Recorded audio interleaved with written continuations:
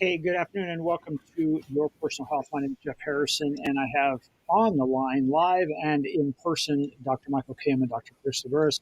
Hey guys, how you doing? Hi, Jeff. We're doing good. How are you? Fantastic, fantastic. Hey, Dr. Kim, it's nice to see you back. We missed you last week. Yeah, I took a little father son time. He wanted me to stay home with him, so I hung out with our son. So, was it an isolation kind of thing, or just hanging out?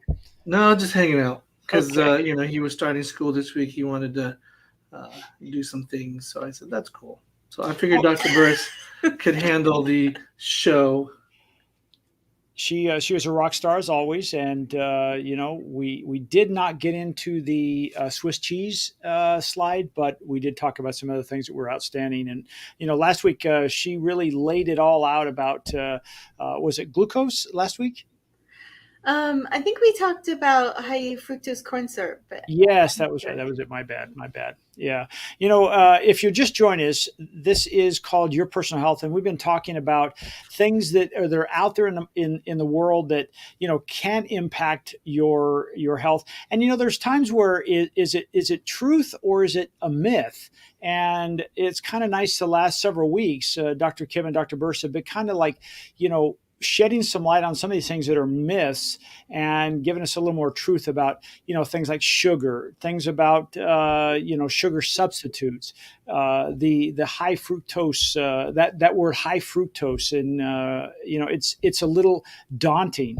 And this week I wanted to ask you guys, because it is something that is in, it seems like it's everywhere. There's more and more people to be infected with it, and you guys have talked about this when you're working with people, and that's diabetes. And I'm curious, for those people out there watching, maybe they don't think they have diabetes. Are there any early warning signs of diabetes? Yes, and it's really important for people to be aware that there are two really big different types of diabetes, type 1 and what's known as type 2. Type 1 is an autoimmune disease. So that means your body's immune system actually destroys the cells in the pancreas that make insulin.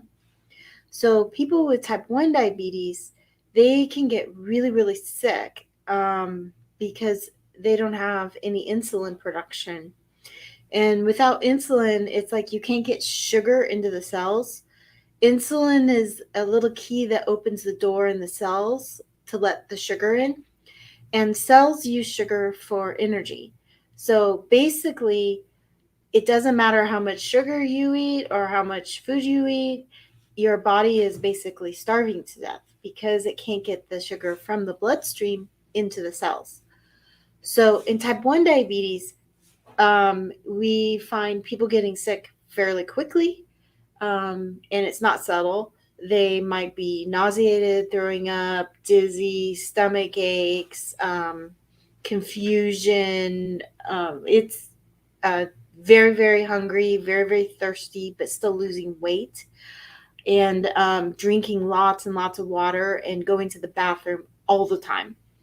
So in type 1, it's actually a little bit easier to diagnose because it happens quickly and it's really obvious.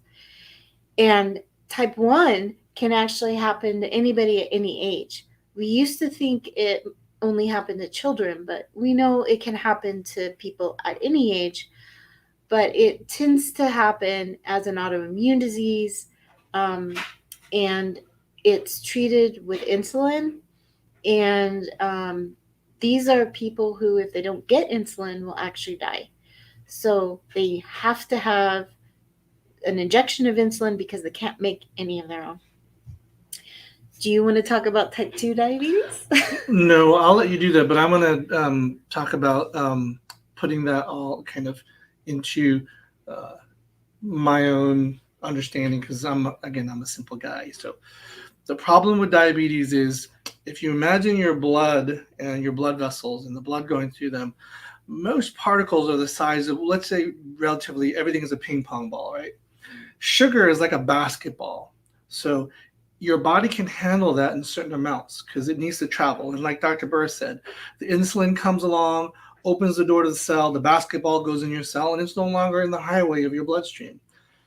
If you have too much sugar, because whether you're not producing insulin or you're not responding to your insulin, all these basketballs now are bouncing around in your bloodstream, and that's what causes a lot of the damage. It punctures holes into your kidneys, into your eyes, into your nerves.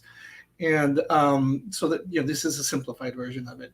And also, a good kind of representation is if you cut an apple and you look at it, it starts to turn brown, it oxidizes, meaning that it starts to get change. And that's what sugar can do also to some of the tissues in your body. So that's why we want to lower the sugar level in your body itself, not necessarily your total sugar level, but where your sugar is going in and out of your body so that it's not in the superhighway.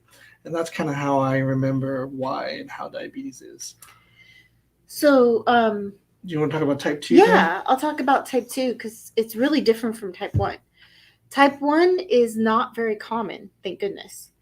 Most of the people that you know in your life who have diabetes have type 2. And type 2 used to be called adult onset diabetes. But or it used to be called non-insulin dependent diabetes. And the reason is people with type 2 diabetes actually make insulin. It's just that their body has sort of become resistant to it.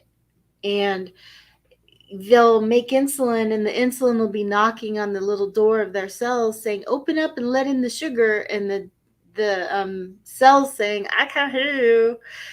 And that's really what type 2 diabetes is. So you're making lots of insulin.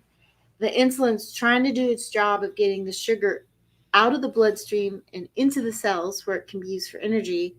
And the cells are not responding.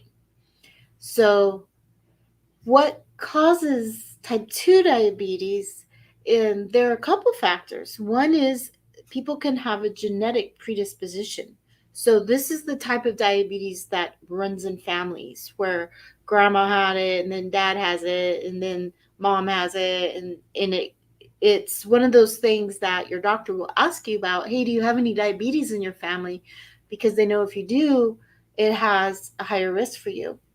We also know that people from different ethnic backgrounds actually have different risks. So we identified a long time ago our Native American populations had very high risk for diabetes, as well as our Asian populations. And then our African American populations also have increased risk. And our Hispanic populations, who also share a lot of genetic crossover between our Native American populations, they also may have increased risk. So there's that genetic component. And then the thing that adds to that insulin resistance in our bodies is the increasing amounts of fat that we carry. So the more our weight goes up, the higher your risk is, and the more insulin resistant you become. So this is to me, it seems simple after 20 years of dealing with it, but I recognize that these are kind of complicated concepts. So type 2 diabetes is the most common. It's insulin resistance, and it's sometimes referred to as adult onset, lifestyle related, and often there's a genetic component and or a component of that's added by being overweight. So then back to the original question that Jeff asked. So you have all this sugar running around. What kind of symptoms typically will you find? So in type 2, they still make insulin. So some of the sugar is still getting into the cells, just not enough. So most of the symptoms that people with type 2 diabetes have to do with there being sort of extra insulin, or extra sugar around. So if you've got extra sugar in your bloodstream, you get rid of it in your kidneys. And so the kidneys put sugar into your urine. that can cause urinary tract infections. Plus, it causes you to pee more often because sugar pulls water with it. So you're making lots of urine. So same thing, you can get really thirsty because you're losing fluids that way. You can also feel hungry, but type 2 patients tend to gain weight rather than lose weight when they develop diabetes. It's a conundrum. Right. Yeah. So the other thing that I hear all the time from people is that they just feel tired, super tired, run down. They're coming in because they want to know why they've got no pep, and they feel like they're just dragging. They're constantly, forcing themselves to do activities that they used to be able to do easily. Right. And then we also know diabetes runs with other diseases. So they might have other, symptoms of high blood pressure or high cholesterol. The one thing we did know, interestingly, from one of our patients is that because you are peeing a lot of sugar, is if you pee and lots of flies are attracted to your urine, you probably have diabetes because the flies are going after the sugar. Now, I'm not suggesting you pee outside, but that is a valid test, maybe. Well, back in the day, before we had labs, doctors actually used to taste the urine to diagnose diabetes. So I've never done this myself and don't plan to, but that was how they used to diagnose it. So I just want to make sure, in case somebody's watching us, if you're just joining us, we're talking about diabetes, and we just discovered a testing method. I want to make sure it's okay if you go outside and you urinate and you're drawing flies. There's a chance you have sugar in your urine, and you could be diabetic. Is that what I'm hearing? That's what he said. Okay. So that's an early warning sign. From my one patient who told me that's what happened, and All right. He was diabetic. So. Yeah. Very good. Hey, I'm curious when we talk about diabetes, how much does lifestyle play a role in this? I know you said there's some genetic issues, but how much does lifestyle? And the reason I bring that up because we do have such an issue here in the U.S. with obesity. How much does that play a role in this? Because you said it gets it from the fat, and if somebody's already overweight, is that accelerating the onset of diabetes? I would say that in the United States, probably obesity plays the largest role in the development of diabetes. I certainly have seen normal weight people develop type 2 diabetes. But for a lot of people, their diabetes will either go away or improve with moderate lifestyle change. And so sometimes that diagnosis of diabetes is the motivator for people to start working on some of their larger health issues. And often, if it's early in the course of disease, they can delay progression or even reverse diabetes and not need medication for some time, or maybe not at all. Yeah, and then we know that certain ethnicities with just even a little bit of overweight can jump into diabetes versus other ethnicities takes a longer time. Right. I have had a patient who really the difference between her being diabetic or not was 5 pounds, and she was from an Asian background, and she was not overweight at all, but that 5 pounds on her made a difference. And so it, in general, we can talk about the most of our diabetes is caused by a much larger amount of weight than 5 pounds, but there are some people who are just very insulin resistant with small weight gain. Yeah. Right. And then diet and exercise are the big players in the whole scheme. Yes. Exercise by itself, even without any weight loss, makes your cells more sensitive to insulin. So even if you don't lose weight, if you start exercising, that helps to reduce your risk of diabetes, or if you have diabetes, will help you control it. That seems like such an easy thing to do, but you mentioned something about the symptoms is fatigue. You're tired and whatnot, and the last thing they probably want to do is get up and exercise. But it seems like such a good reason to start taking better care as far as adding the exercise. I'm curious, once someone has been diagnosed, what kind of treatment do we see with the diabetes, whether it's diabetes type 1 or type 2? With type 1, the treatment is insulin and pretty much insulin and then some insulin, because that's really the problem they have, is the fact that they make no insulin. So for a type 1 diabetic, it's going to be learning how to regulate and calculate how much insulin they need and then giving them that insulin. Often for a type 1, it's more of a social issue for them, especially if they're diagnosed as a young child, because you can imagine trying to take a teenager through growing up with type 1 diabetes. It's a little bit difficult to navigate those years. So for type 1, it's about, how do I manage the insulin? How do I calculate it and keep my blood sugar in a normal range? For type 2, we really start with diet and exercise. Also stress levels and sleep, water intake, and that whole piece is so important. It really is more important than the medication for most patients. Right. Yeah.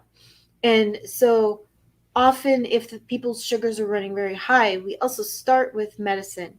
And for most diabetics with type 2, they'll start on pills rather than insulin shots. Occasionally, if someone's very severe, they may start off on insulin and actually transition to pills later, but that's rare. Normally, it starts with pills and the lifestyle modifications. Yeah, and I would say, most diabetics, even if you start on pills, you might be able to come off of them if you really work on the diet and exercise. Now, it doesn't apply to everyone. Like Dr. Burris said, there are just going to be some people who, 5 pounds is not a lot of movement, or, they just don't respond because genetically that's who they are.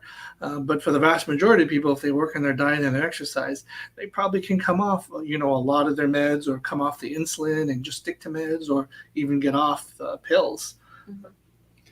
You mentioned stress. Stress is a motivator for this.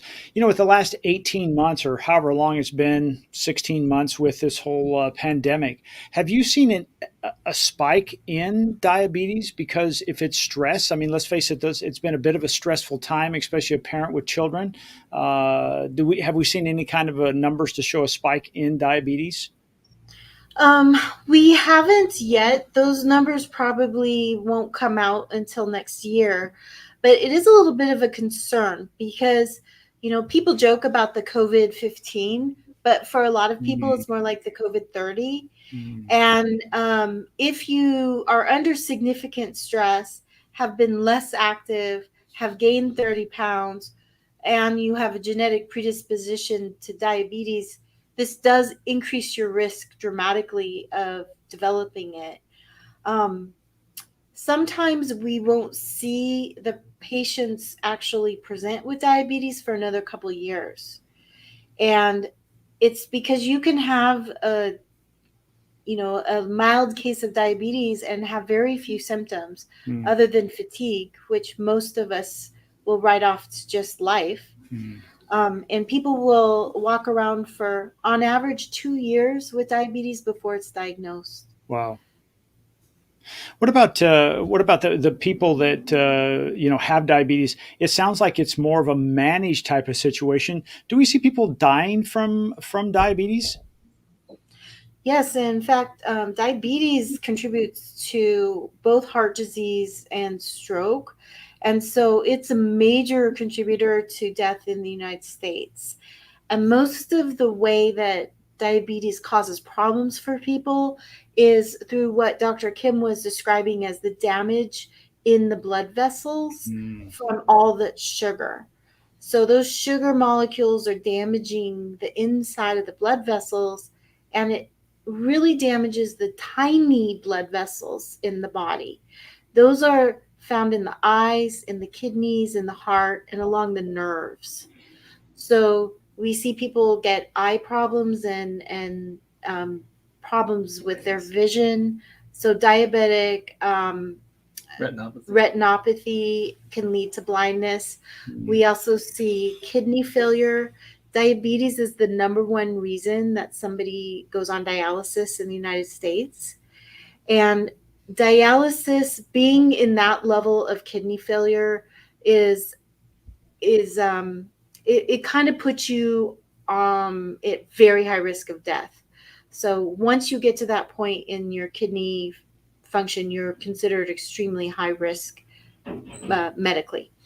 And then the other places it damages are the blood vessels in the heart and the brain, which adds to your stroke and heart attack risk, which, cardiovascular disease is the number one cause of death. High blood pressure, diabetes, and high cholesterol are like the trifecta for having a heart attack. And in medicine, we call that metabolic syndrome or syndrome X. And it really can all be helped by significant lifestyle change. So exercise, reducing people's weight,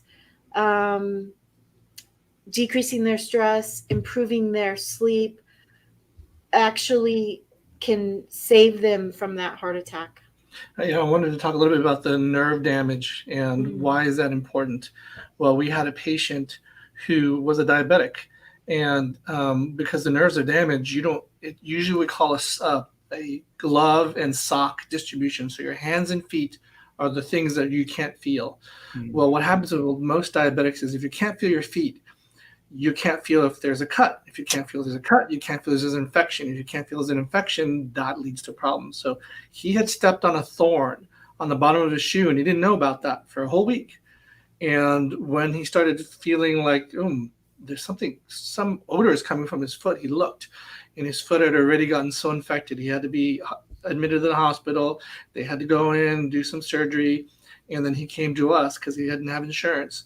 And we saw him twice a week and then once a week with the podiatrist, making sure that he was doing well and his foot did fine. But those are the stories that you hear about why does a toe get chopped off or the foot. It's because they get an infection and they don't even know it. So if you're a diabetic, we tell everyone, even if you can still feel your hands and feet, you need to start the habit of checking everything every day when you're showering so that habit is always there. So if you ever get to the point where you can't feel it, it's already a habit. So you're always checking your hands and feet so you're not surprised for an infection. So because if you catch a cut early, you can pay attention to it and keep it clean and it'll heal. Diabetics do heal slower because their circulation is not as good. So it can take longer for them to heal, but as long as they keep it clean and they're watching it, if it were to get infected, you could get it treated early and avoid a potential amputation. With this being such I think you call it a metabolic type of thing, when it so many things seem to spawn from diabetes. And what kind of things are happening for, I'm going to say, the kids, since you have children? Are there educational problems or programs in the schools to start catching this early? Because we do see that the younger kids are now having quite an obesity issue. Are we educating them at that early stage so that they can start catching some of these symptoms? The answer to that is it's variable. I think we don't have any mandatory curriculum in the schools as far as nutrition. There are different states that have attempted different things. And COVID really disrupted this because the school systems right now are sort of in crisis mode and trying to actually figure out where the kids are and get them back on track is probably going to take another year or two. During this time period, it's actually, I was listening today, they have basically instituted free lunch or breakfast for all school-age children. Wow. And this is because there's just this huge need to sort of support families during this time as much as possible to increase children's success in school. Having hungry kids in school is one of the major identified problems for a lot of kids about why it's hard for them to learn.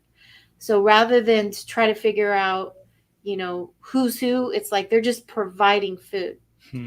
This is actually a great opportunity, if they could do it, to provide healthy food instead of just the cheapest food.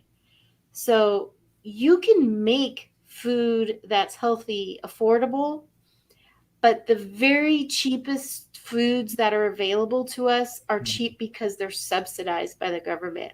Yeah. So unfortunately, a lot of those foods tend to be highly processed foods. Things like Velveeta you can get for free. So unfortunately, we may not have the time right now to actually overhaul this whole approach to school lunches. But if we did, this would be an excellent opportunity while we're dealing with everything else, just to sort of lead by example by what you feed kids at school, of how to do a balanced meal, how to incorporate fresh foods. I think there's more in school curriculum now than there used to be about health and nutrition. But it's hit or miss, and it's variable, and it's totally like, you can tell them anything you want in the classroom, but if you have a vending machine in the hallway with Coke and Cheetos, it's like, I don't Kind of a know. double standard there. Yeah. And I think we talked about this with the food pyramid. My cynical view of the food pyramid is it was developed and it was, good back when we needed some kind of guidance. But we've built a whole economic system around the food pyramid. And we're telling everyone, well, we were wrong about the food pyramid. We need to change some of that. But we've built an economy around, processed food and grains and whole grains and all this. If we tell everyone don't do that, there's a big resistance to changing all that, because now we have to change some of the economic sectors. And so part of that, I think, is the difficulty in what Dr. Burris is saying, is that, like you said, there's some subsidized industries that, are going to hold on tooth and nail to. I would really like to see a lot of emphasis be put on activity for our kids. The diet is also important, and I think that's going to be an ongoing battle. But I think we can make more progress faster by increasing programs for children to get them out and doing sports and different activities, camping, anything that gets kids moving and having fun and socializing together is going to help them lifelong develop a more active lifestyle. And it's going to provide opportunities to do other nutritional training. But if at the end of the day, everybody goes back home and they're all on a screen for 8 hours, you don't have a huge opportunity to impact them at that point. Sounds like we have a little bit of an uphill battle, you guys. Yes, but we're all about doing impossible things here at Coachella. right here. Well, it sounds like, first of all, if you're just joining us, we've been talking about diabetes for the last half hour, and really, what are the symptoms? What kind of things can be done? Who is most likely?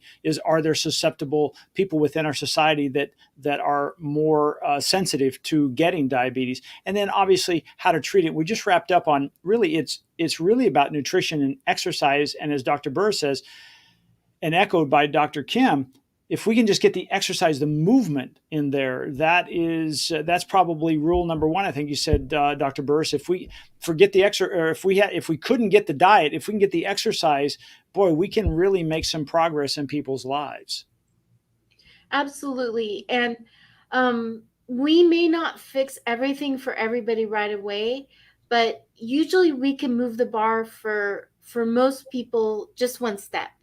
So even if we can't get rid of all the junk food in the world, that's okay if we can impact the people around us, our patients, to take the next step towards being a little healthier, you know, being more active, improving your diet. It's a process, Mm. and for most people, they're not at perfection yet. So just encouraging each other to kind of improve just that the next little bit. And the interesting thing is the whole conversation we had about diabetes, we can take up and plop into high blood pressure. And we can take that and plop it into high cholesterol. And we can take that and plop it into depression. And we can plop it into lots of different diseases that we all might have one of those, and say the common denominator in all of that is, we're not going to say it won't get rid of it, but it can improve if you are exercising, you're eating healthy, you're managing your stress. You're going to give yourself a leg up than if you don't do that. So Yeah. In just closing, the last probably at least decade, maybe longer than that, we have gone to a more sedentary lifestyle. It's all, like you said, it's all right there on our screens. Why get up and change the channel when we can just hit the clicker? Why research and get the paper when it's right here on our phone? And it does create this. Well, I'm just going to sit down with my phone or my iPad or my device for a while, and instead of going outside. I mean, it would be one of those things. I know when I was a kid, geez, I was gone all day long, and I was riding my bike, doing all kinds of things. And I don't see that so much now. I may be wrong. I'm not a parent, but I don't see that so much now. And it is easy for our devices to become our babysitters and our entertainment, and take us away from a chance of saying, hey, let's go for a walk, let's go for a run, let's go play tennis, let's go throw the ball, whatever. Am I wrong on that? No. And I know that a lot of people sort of decry our modern world, and they're saying, Mhm. oh, woe is us. And I feel a bit of that as well, because we can't really go backwards. We have to go forwards. So what does that look like? And for some people, it's going to be getting out of their house more often, maybe taking their dog for a walk, Mm. taking breaks, setting alarms to remind themselves to stand up and do a little activity. There's all sorts of ways we can incorporate more activity into our daily life. And that's going to really be individual, what works for people. Also, there are some video games that are really active, and you can put one of those on and dance with your kids and really get a pretty good workout. So there are different ways to incorporate activity, and so figuring out what works best for you with your situation is better than a one size fits all, because that's what's going to actually be sustainable for you. yeah, I mean, I think in our community, it's, the winter time is, there's no excuse. There's so many things you can do outdoors. It's the summer months that really are the killer months. And that's when most kids are home, right? Yeah. They're not at school.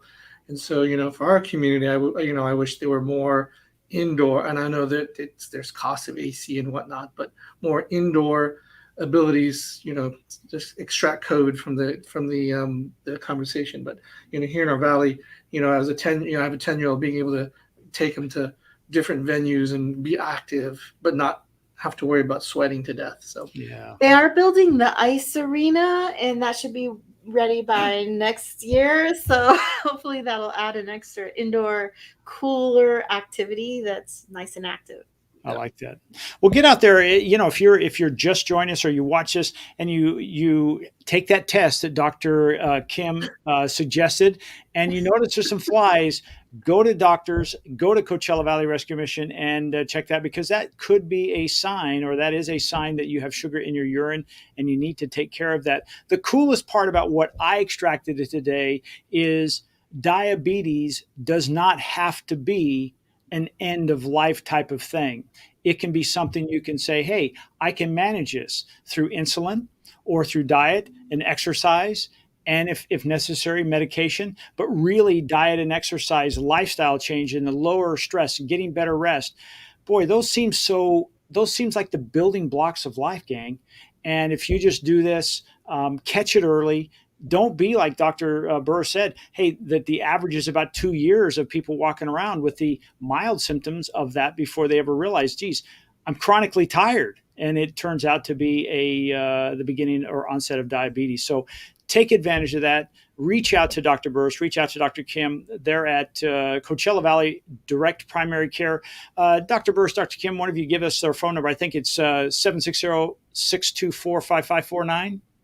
Close. It's 642-5549. Thank you. Thank you. I'll put that on screen. But Dr. Burris, Dr. Kim, thank you so much for being here. You guys are always a wealth of knowledge. And the fun part about today is this was not rehearsed. They were not expecting to talk about this, but that's the coolest thing. It's like our own WebMD, except they're really here. They're really talking.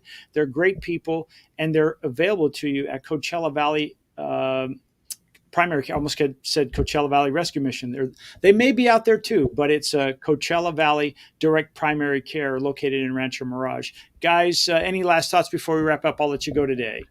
Yeah, I was going to say, be careful where you pee, because that might be urination in public and you might get a misdemeanor. So make sure it's on your own property. Just don't do that. Oh boy! Just come to us. We'll test you. There are better ways. If it's not that Swiss cheese slide. All right. Well, I've got to get out of here because now I'm thinking about I have to go to the bathroom. So yeah. You guys be safe now. Oh, we do have one announcement. Make a schedule change. We'll make sure to be aware of that. Is we are moving to Mondays. So we're going to go from Wednesdays to Mondays. Same time slots from 3 to 3:30 and 3:30 to 4. And as long as it takes, we're going to break the back of this COVID-19, and then it'll just be all about your personal health and having a lifestyle that is optimum. And we're looking forward to that very, very soon. So hopefully, if you didn't see this on the show previously on the COVID-19 update, it looks like we're at a plateau. And you know what happens after a plateau? It starts going down. And that's what we're looking for. So if you're not vaccinated, get out there and vaccinate. The numbers prove it that it does make a difference. Dr. Kim, Dr. Burris, thank you so much for spending some time with us today and really informing us about all things diabetes. Thank you, Jeff. Bye-bye. Bye.